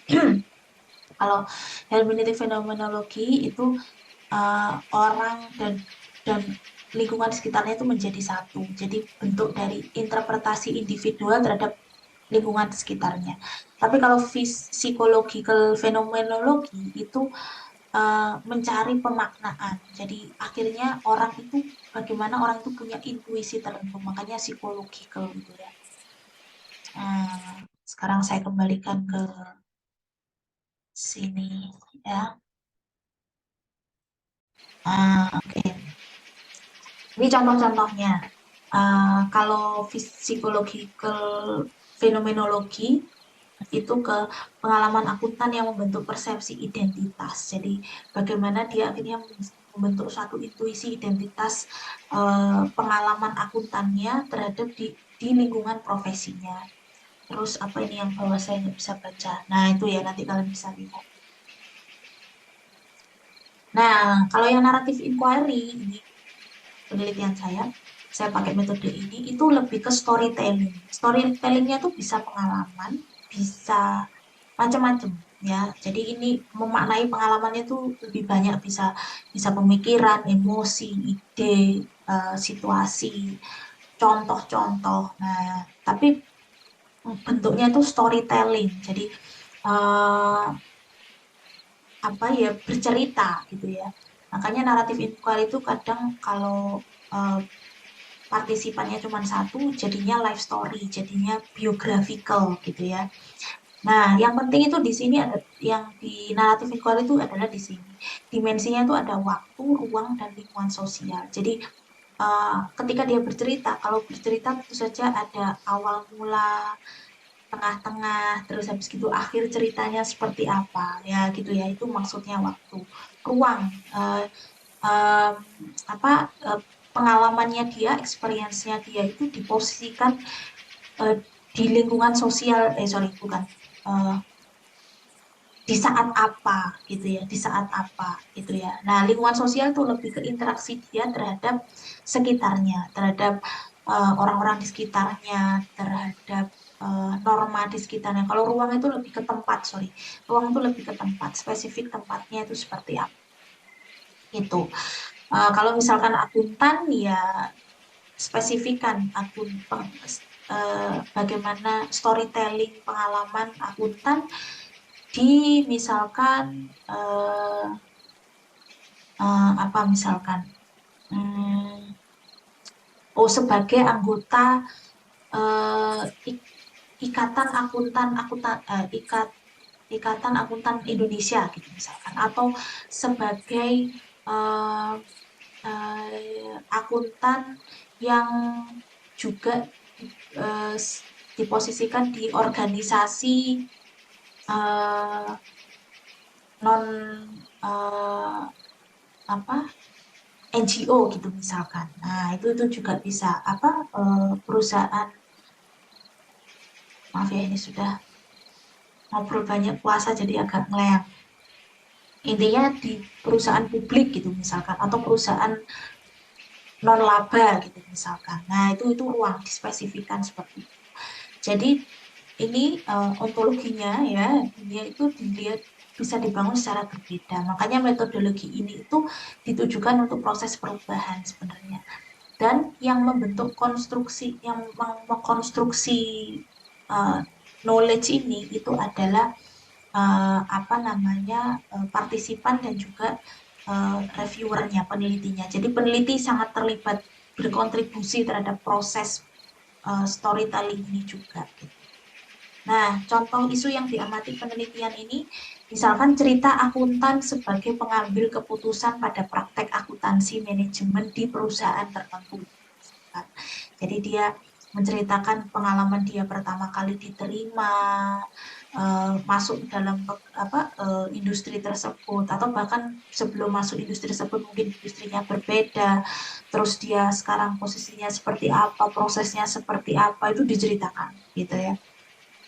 Nah, itu datanya itu adalah yaitu tadi experience, naratif, diinterpretasikan. Interpretasi ini peneliti dan juga partisipan. Terus grounded theory. Nah, grounded theory ini metode untuk memperoleh dan menganalisa data penelitian sosial secara sistematis untuk menemukan teori. Ini kayaknya enggak, kalau untuk S1 tidak perlu ya, karena cukup detail dan cukup panjang prosesnya. Apa namanya, ya semuanya cukup panjang sih, teman yang ini tuh spesifik juga panjang banget gitu, dan butuh banyak energi gitu karena sampelnya banyak, karena kan ingin membentuk teori yang terunifikasi gitulah intinya gitu. Kenapa kok butuh grounded theory? Karena teori-teori yang ada itu tidak bisa menjelaskan isu yang yang yang kita ingin amati. Nah, tadi jadi asumsi yang kita pakai itu ketika kita mengkaji literatur nggak nggak nggak bisa nggak bisa menjelaskan tentang fenomena ini gitu, makanya perlu grounded theory. Contohnya proses akuntansi dan praktek pelaporan di lembaga swadaya masyarakat atau LSM, dan kondisi yang menopang proses dan praktik tersebut, misalkan seperti itu. Jadi contohnya aja ini ya, karena kan tidak ada uh, teori yang sekarang tuh mungkin belum menjelaskan tentang ini. Mungkin ada saja teman ya. Ini saya kasih contoh aja gitu ya. Ingin membuat satu teori praktek akuntansi, konsep praktek akuntansi di LSM itu seperti apa. Dikumpulkan kan banyak tuh LSM itu kan banyak. Nah, grounded theory itu sudah agak mirip uh, survei, karena tapi metodenya interview dan interview structure gitu. Ngumpulnya banyak, audit dan sebagainya. Ini data analisisnya sangat detail sekali. Dan itu butuh banyak energi. Ya, jadi untuk S1 sepertinya belum. Gitu. Tapi kalau kalian pengen silakan. Tapi kalau saran saya dilanjutkan untuk setelah skripsi. Nah itu boleh silakan kalian. Misalkan penelitian kalian apa, terus kalian pengen kayaknya kurang nih, hasil diskusiku kurang menjelaskan, aku pengen lanjut pakai grounded theory, boleh silakan. Nah gitu ya. Nah poin pentingnya adalah ini sebenarnya. Jadi penelitian kualitatif itu pada dasarnya melihat masalah dan isu fenomena, pertanyaan penelitian, tujuan penelitian itu muter terus gitu ya. Kerangka konseptual. Kerangka konseptual itu tidak hanya dari konsep dan teori akuntansi, tapi juga interaksi antara teori dan teori ilmu sosial dan konsep akuntansi. Dan baru kita menentukan strategi pendekatannya apa. Apakah apa case study, etnografi, etnometodologi, fenomenologi, uh, atau yang lain gitu ya. Ini action research sama participative research nggak saya masukkan ya. Kalian bisa pelajari sendiri. Baru kita tentukan metodenya, apakah pakai interview, dokumen, dan apa namanya observasi, apakah observasi saja, apakah interview saja, itu semuanya uh, suatu integrasi dari bagaimana kita melihat masalah dan isu, bagaimana kita menyusun pertanyaan penelitian, terus dan tujuan penelitian, bagaimana kita melihat itu berdasarkan kerangka konseptual, kajian literatur kita gitu kan. Akhirnya membentuk asumsi, terus akhirnya membentuk pertanyaan penelitian. Nah, muter semuanya. Yang pasti yang muter di sini ya. Tapi kalau ini sudah yakin, nah di sininya ini sudah lebih yakin. Meskipun mungkin nanti saat proses data analisa berubah gitu itu. Sorry, data collecting berubah itu sangat memungkinkan. Itu ya. Jadi mungkin overwhelming ya, don't worry gitu, meskipun terdengar rumit, ini adalah cara untuk menjelajahi diri sendiri dan melihat dunia secara berbeda gitu. Ini ketika kita belajar metodologi penelitian dan kita melaksanakan tuh benar-benar kita buka wawasan kita untuk melihat dunia secara berbeda gitu. Metode penelitian itu sekali lagi bukan hanya untuk menyelesaikan laporan akhir Anda, skripsi itu, tapi bagaimana Anda memahami orang-orang di sekitar, bahkan diri kita sendiri, dan organisasi itu bekerja gitu ya, khususnya dalam dunia bisnis. Jadi know yourself itu, pahami diri Anda mulai dari membentuk asumsi, membentuk itu tuh semuanya refleksi diri gitu ya. Dan jangan jangan takut untuk berpikir, jangan takut untuk berpikir, jangan takut untuk menunjukkan ide kalian gitu ya. Kalian bisa berpikir apa saja, kalian bisa menyampaikan ide apa saja. Nanti tips-tipsnya bagaimana menyampaikan ide nanti setelah ITS gitu ya. Jadi terima kasih, semoga sampai ini penjelasannya dan kalian bisa sampai akhir untuk mendengarkan penjelasan saya. Terima kasih atas perhatiannya. Saya akhiri dulu. Assalamualaikum warahmatullahi wabarakatuh.